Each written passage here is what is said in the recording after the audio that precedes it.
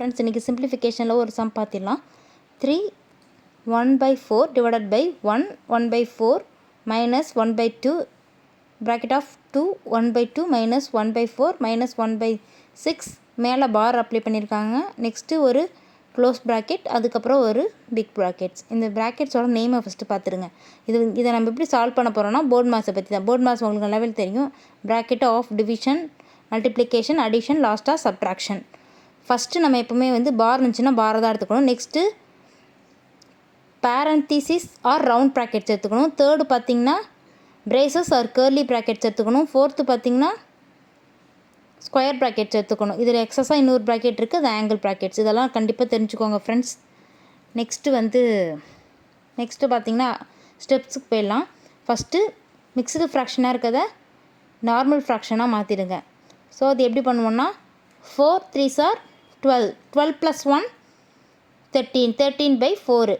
கீழே denominator change ஆகாது, numerator மட்டும் தான் சேஞ்ச் பண்ணுவோம். ஃபஸ்ட்டு மல்டிப்ளிகேஷன் பண்ணிவிட்டு மேலே இருக்கிறத அடிஷன் பண்ணிப்போம், அவ்வளோதான். இது எல்லாருக்குமே தெரிஞ்சது தான். ஸோ அந்த ஃபார்மேட்டில் மாற்றி வச்சுட்டு ப்ளஸ் அதில் இருக்கிற எல்லா ப்ராக்கெட்ஸு பார் எப்படி இருந்துச்சோ அதேமாதிரி சேஞ்ச் பண்ணிட்டேன். ஃபஸ்ட்டு எப்போவும் என்ன எடுக்கணும், பாரை தான் எடுக்கணும். இங்கே பாரில் என்ன இருக்குது, 1/4 மைனஸ் 1/6 இருக்குது. இதுக்கு எல்சிஎம் கண்டுபிடிக்கிறோம். எல்சிஎம் வர வேல்யூவை வச்சு ஃப்ராக்ஷனை போடுறோம். ஃபைனலாக என்ன ஆன்சர் வருதோ போடுறோம். செகண்ட் ஸ்டெப்பு அடுத்தது 5/2. இதுக்கு முன்னாடி இருக்கிற 5/2 எடுக்கிறோம். அடுத்தது அதில் என்ன கண்டுபிடிச்சோமோ அந்த வேல்யூவை வச்சு சப்ஸ்டியூட் பண்ணுறோம். அதுக்கு எல்சிஎம் எடுத்து சப்ஸ்டியூட் பண்ணுறோம். நெக்ஸ்ட்டு பார்த்திங்கன்னா தேர்டாக இருக்கிறத எடுக்கிறோம். நெக்ஸ்ட்டு ஃபோர்த்து என்ன தேவையோ அதை எடுக்கிறோம்.